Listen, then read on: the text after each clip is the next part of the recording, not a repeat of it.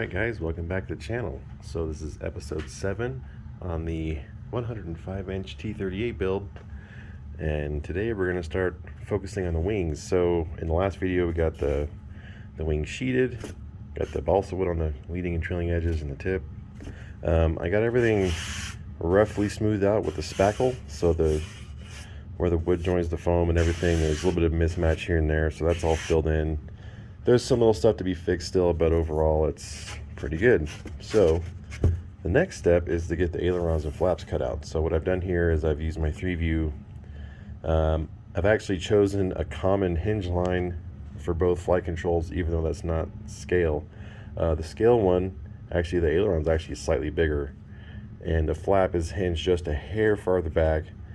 I'm gonna emulate that with the seals on the flight controls a little bit, so it'll seem like they're mismatched like they're supposed to be, but in actuality they'll be on a similar hinge line anyways. I'm going to hinge the flaps from the bottom and the ailerons from the center, but anyways, first step is to get them cut out. So what I've done here is I've marked out my 1/4 inch on both sides of the hinge line, same as I did on the stabs and the rudder, and I'm going to cut everything out and then cut out this 1/2 inch strip, and then I'll bond balsa on both sides, and then I'll shape everything, put the 1/64 ply over those areas, and then we'll move on to the other wing. So the way I typically do this is I'll use a razor saw to cut these lines, and then I'll use a straight edge. And in this case, because it's thick enough, I use like a long blade like this, and I'll just cut down through. I'll probably cut it off the wing side first, and then I'll cut this second line after it's already been separated. So anyways, that's how I do it. So we got that cut out. You can see we've got this nice fresh surface here. I'll probably hit it with a sanding block really quick just to make sure it's all even, and then I'll cut my balsa piece out. I like to glue these on with epoxy. It's heavier and it's more of a hassle, but it bonds way better to the foam. The super glue can be a little bit brittle and not as strong. I'll probably use super glue on the flight control side just because it doesn't even really matter. I might even I'm gonna use balsa. I considered not putting the balsa on the front of these to save weight, but honestly I like having the strength there. It gives something for the control horns to tie into as well structurally. So anyways, I gotta cut the front portion off of these and then make some balsa pieces. No biggie. Alright, so first step when you're doing these is to square them all up. So get the surface flush. I usually go oversized just because it makes it easier at first. I'm going to use my trusty planer. If you don't have one, you need one. This is I think it's a Dave Brown. No, Master Air Screw. Master Air Screw makes those. So anyways, you plane it up. And then once I get to this point, then I'll shape the leading edge of the flight control. Alright, so just like the tails, I've done a radius on the front here. I've marked out my hinge spots and I've drilled them out. Next I gotta match this up and then make some pencil marks to locate the hinges for this side. Okay, so just like before, we recessed on the hinge, on the control surface side a little bit for the hinges. Get a nice tight gap because all we did was cut it with the saw, then just clean it up real light with a sanding block. And so now that works really sweet. So now we just got to make the little plywood pieces that go in here. And for the flaps, I'm going to hinge them on the lower, and you'll see in a second how I'm going to do that. And so what I've done here is I've hinged them on the lower surface. And so basically we're going to have that seal over the top. And it's going to come up and seal real nice and stay sealed most of the way down on top. And the bottom you get this little small gap when it goes down, but when it's in the up position you have a nice tight gap. So looks clean, works well. That's how I did my big one too. So yep, let's move on to the hinge line covers now. Alright, so if you'll notice, I actually sanded the radius on the flap up here into the skin. Like I said earlier, if you look at the 3-view here, So you'll notice that the flap is farther back on top, but on the bottom, it's much closer. So anyways, what I'm gonna do here is I'm gonna do probably like I did on the top, on the stabs, or the tails, and I'll probably use my 4/10 of an inch wide strip back here. But up here, I'm gonna need about looks like a 3/4 inch strip. So I gotta cut those out. I gotta make that groove up here like I did before. And I might actually extend these out a couple of inches, top and bottom, because they'll act like a spar across here. And because this is kind of a weak spot now that I've cut it, and I got the balsa wood ends right here. So this is kind of like a natural breaking area. The spar is up here, so I'm gonna run that out here, probably a few inches. It'll form kind of like a C-channel spar, if you will. Help stiffen the wing up, this outer wing section. It's not too bad, but it's going to cost hardly any weight and should stiffen it up pretty good. So let's get those cut up and on here. All right, so you can see here I've kind of used the screwdriver to compress the foam a little bit. That's where that strip will run out into the wing. And then I've also, if you can pick it up, as you can see the little step in the wood. That's just from using the screwdriver and the straight edge and just running it down there. So cut some pieces, super glue them on, and this is gonna be, I'm only about an hour into this, start to finish, from a wing like that to a wing like this. So it doesn't take that long, and it's not that difficult once you've done it a couple times. So anyways, let's get these seals on here. A little tip to doing this would be to have the flight controls not hinged permanently, but at least installed. So that way when you glue these on, you can make sure that you glue them flush to the surface and they're not sticking up too high or tilted down too low to where you can't get the flight control in afterwards. So anyways, I'm using this pad here. It's working pretty good to hold everything in place. So I'm gonna hold that down. I'm gonna glue it. Some regular CA. I use foam safe on this one because I was gluing to this section here. So I ended up going a little farther because that's the length of the wood. Figured, why not? So that should actually, with the bottom piece on there, should really stiffen it up. So let me get this top one glued on, and then I'll show you guys how these flaps work with this larger cover on it. All right, so this thing will focus. Come on. Now you can see, okay, so even with it pretty, so it probably won't deflect more than about this. So even at that deflection, you have a very small gap and a very small gap underneath. But as it closes, come on, focus. As it closes, now I could make this fit better as it's down. I'd have to hinge the hinge is even farther back for that to work, and I don't want to do that because it's not strong enough to put the hinges that far back. There won't be hardly anything on the forward part of the hinge glued to this part of the wood. So this is good enough. That's like takeoff flap, and then that would probably be like landing.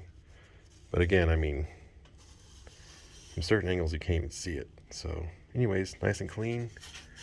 No giant gap underneath like a lot of ARF manufacturers and some guys like to do when they build their airplanes, just because it's simple. But anyways, I like this method a lot better. It works sweet. So anyways, just got to do this outer one here, and then this wing is ready for final body work. So that's pretty sweet. And there's a top view of the mismatch. So this is 0.8 inches, this is 0.4 inches. So all right, so just like that, we got a functional wing. So pretty sweet. Now I've got to spackle around all this wood parts, and this wing will be ready for mounting. And I got to put the gear plate in it still, but that's after the spars. So anywho, sweet. All right, guys, so the second wing is done. Got the first one over here, got some spackle on it. Just I'm gonna show you guys this one. Totally sweet. I think this side actually turned out better than the other one.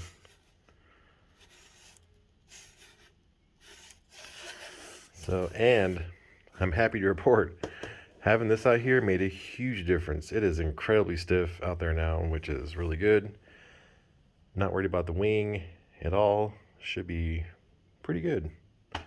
So, yeah, gonna spackle this one up, sand that one, maybe spackle a little bit more.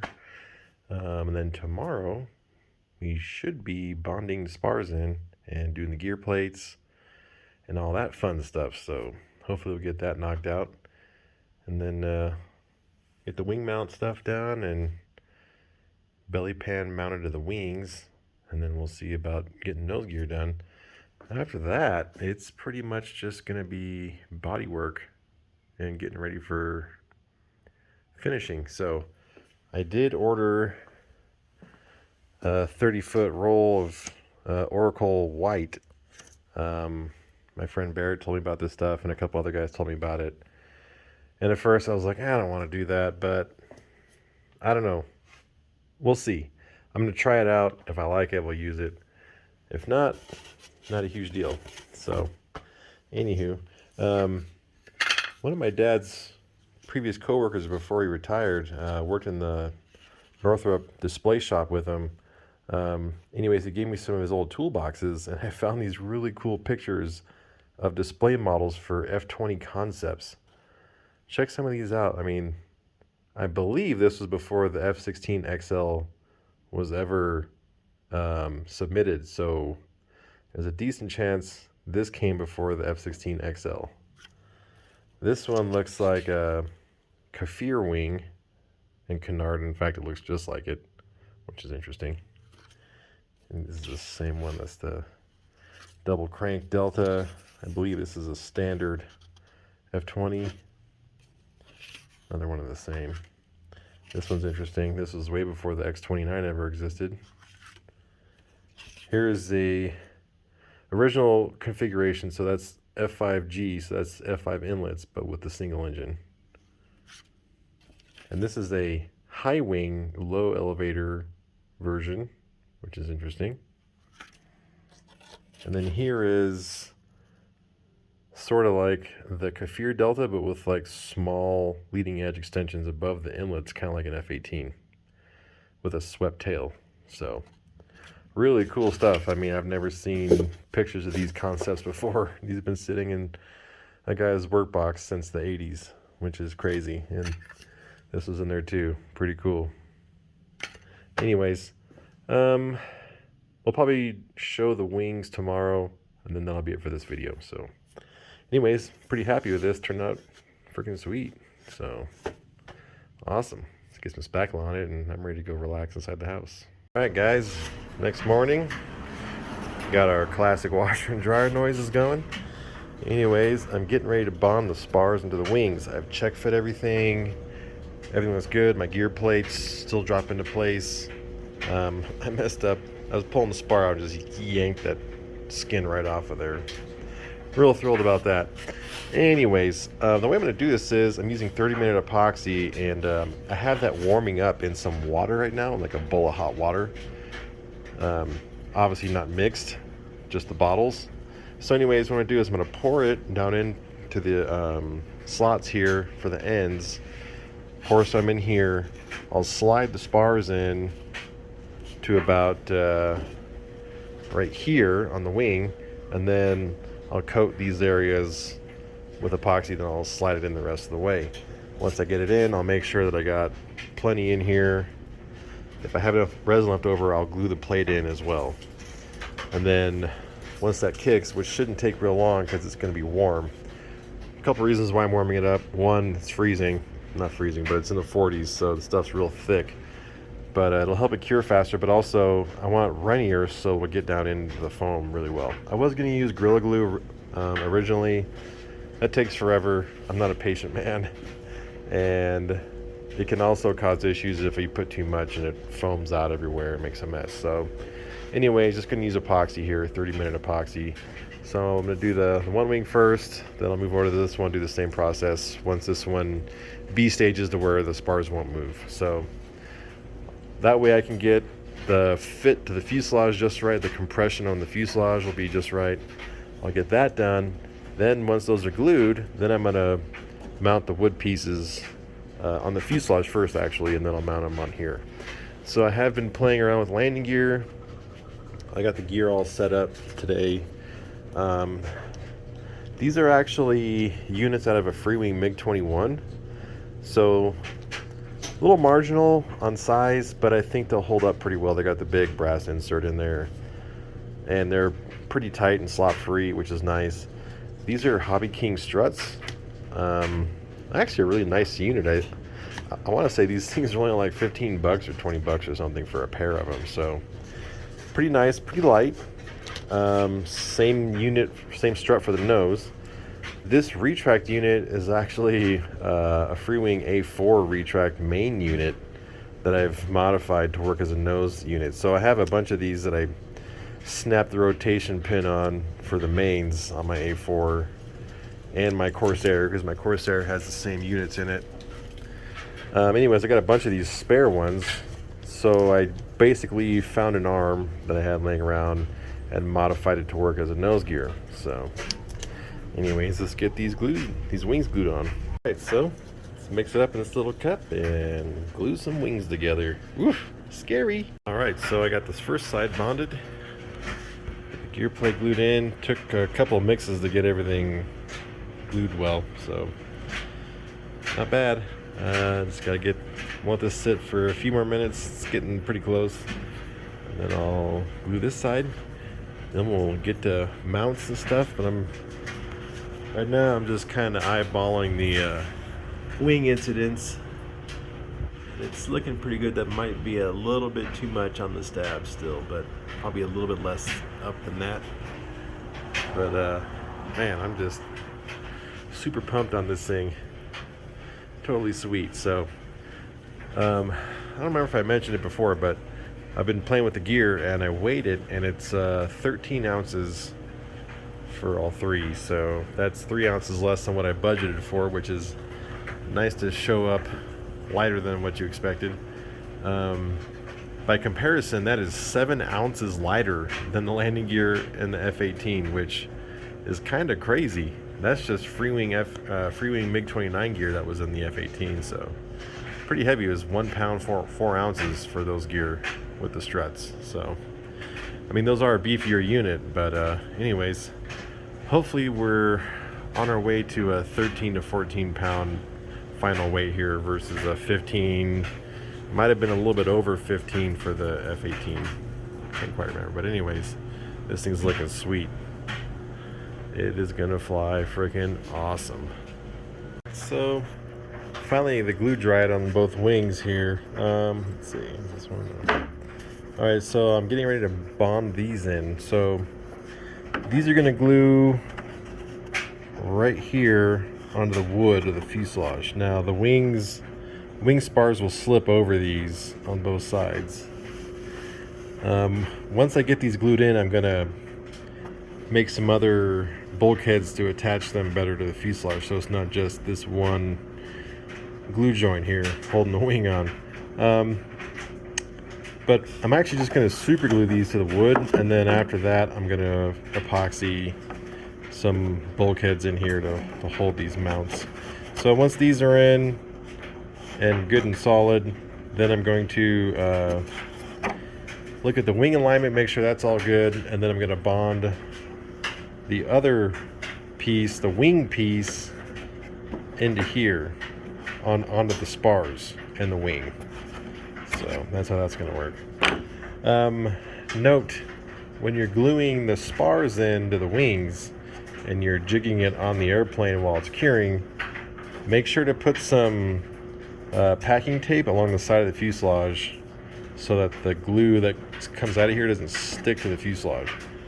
I did that after I had done the epoxy, and I went, that's gonna stick, so I ended up taking it back off and putting some tape on there before it cured. So anyways, I'm gonna get these bonded on here, and then I'll show you what it looks like.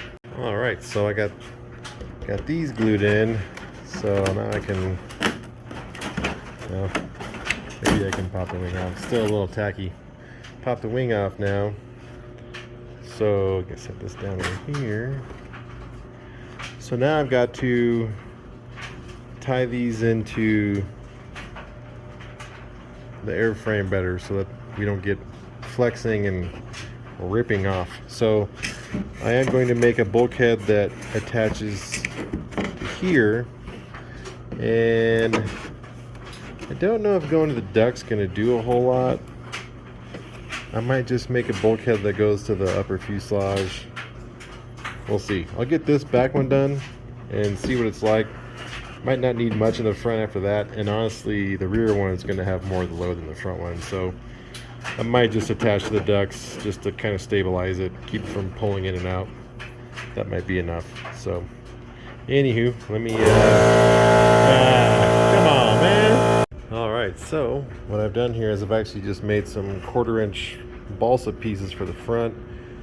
I've super glued them in for now, but I'm going to put a fillet of epoxy around them once I do this back one. So I made these out of some 1/8-inch ply, and those are going to glue from the fan mount to the wall to the mount. So even with just these front ones, it feels a lot better. So I'm thinking with those tied into it, it should be plenty strong enough what we're doing here. So anyways, I'm going to get some epoxy mixed up. I'm going to bond those in, do a little fillet around everything just to tie it in really good. And that'll be it for the wing mounts, at least on the fuselage side. Alright, so I've glued these in. Not real pretty, obviously. It's kind of a pain in the butt to get around in there. You have to use your fingers with a glove on to kind of like put a fillet around all this stuff. A good chunk of this right here is going to get ground out, actually, because that's where the strut goes for the main gear. So anyways, feels pretty solid. It's still curing, but like I said, even with just the front pieces on, it felt pretty good. But now this whole center section here has kind of become the nucleus, if you will, of the structure. So we have these kind of all triangulating and tying in together. So now we have less fuselage flex in the sides. The fan mount will be stronger, and once the fan's mounted, that's also another structural member of the fuselage back here, so it keeps the sides together. And now that these sections are tied into the walls and to this, and these are tied into the inlet, there'll be less flexing this way. But really, if you look at the loads of the wing, it's going to be and it's only going to be while inverted, but it's going to want to be pulling the mounts straight up like this. So in order for that to happen, it would require a pretty good amount of force to break those out. So anyways, just something I kind of try and do when I'm designing structure, is just to have it do multiple purposes, so then you have less pieces and it's easier, it's simpler to build. Anyways, I don't want to ramble on too much. I think I'm going to stop the video here for right now. I'm going to keep building, but that'll be the next video. I want to keep these from being too long. Yeah, that's pretty much it. So wing mounts are just about there, and pretty much how I imagined it would go. So pretty sweet. All right, we'll see you guys in the next one.